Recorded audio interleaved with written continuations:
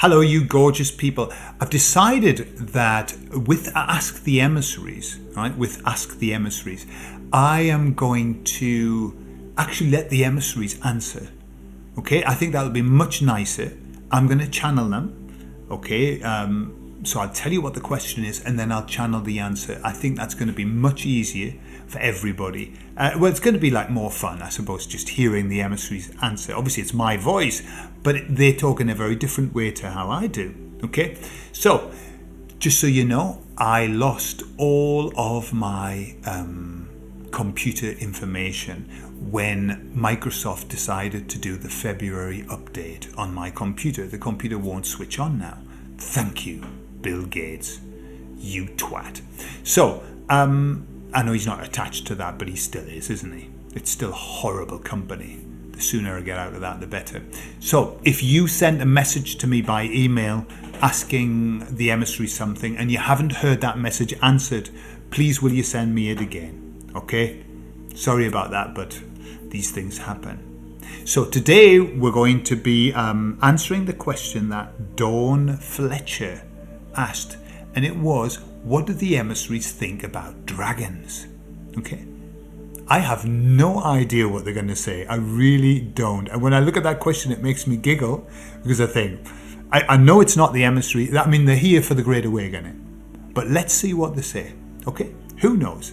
So I'm going to play some nice music and put something nice on the screen while the emissaries answer.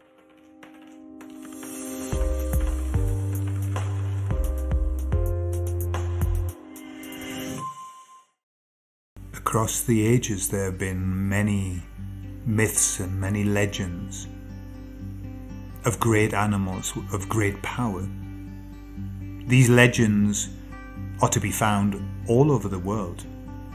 And so, although this is not a subject which we are experts in, for that is not our remit, we would suggest that we should never dismiss these fables, these stories, because for a good reason these stories were written.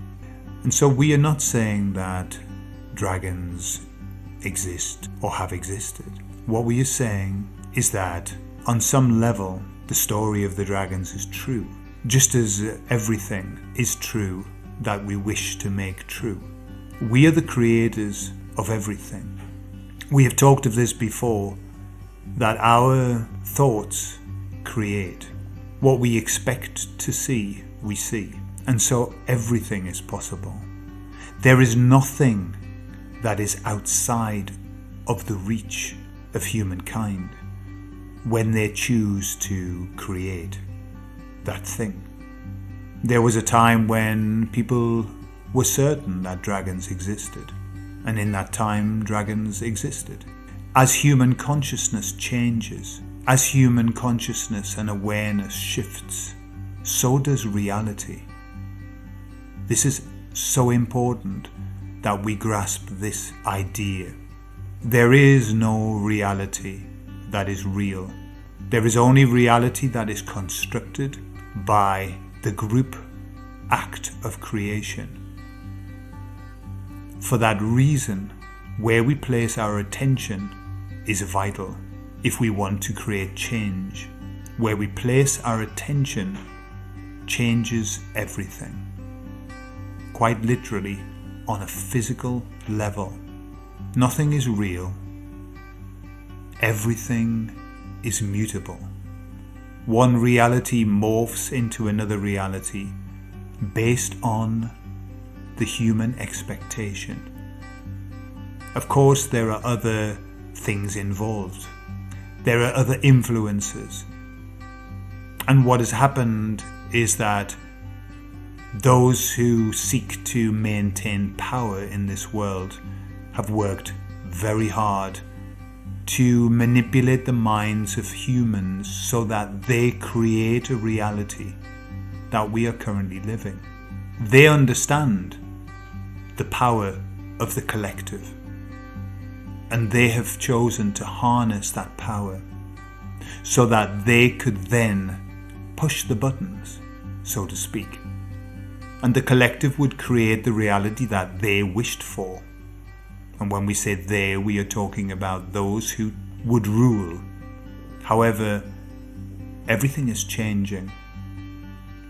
For that collective is no longer a collective, but rather it is being broken up into pieces. It is being fractured. And so we are starting to become aware of different realities coming into play. Certain groups are creating certain realities. And this is why everything is so confusing at the moment, for we do not have one reality anymore. We have many realities which are being manifest and often are contradictory. This is why it is so important that humankind unite, that those who are awakened unite and start to create their reality, one reality, that of love, of union, of communion, of acceptance. And so we understand that we have not really answered the question in the way perhaps that it was desired. Dragons have existed because we wished them into existence. And who knows? In the future, perhaps there will be a place for them once more. We decide, for we are the creators.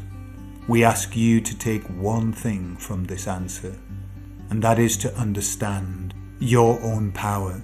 When you grasp the power that is within you, the power of creation, the power of God, then you will know that you are limitless, without end. And when we stand shoulder to shoulder, all of us, choosing the future that we wish for, choosing the present that we wish for, it will appear faster than you could possibly imagine. And so, we leave you now, and we send you love and blessings.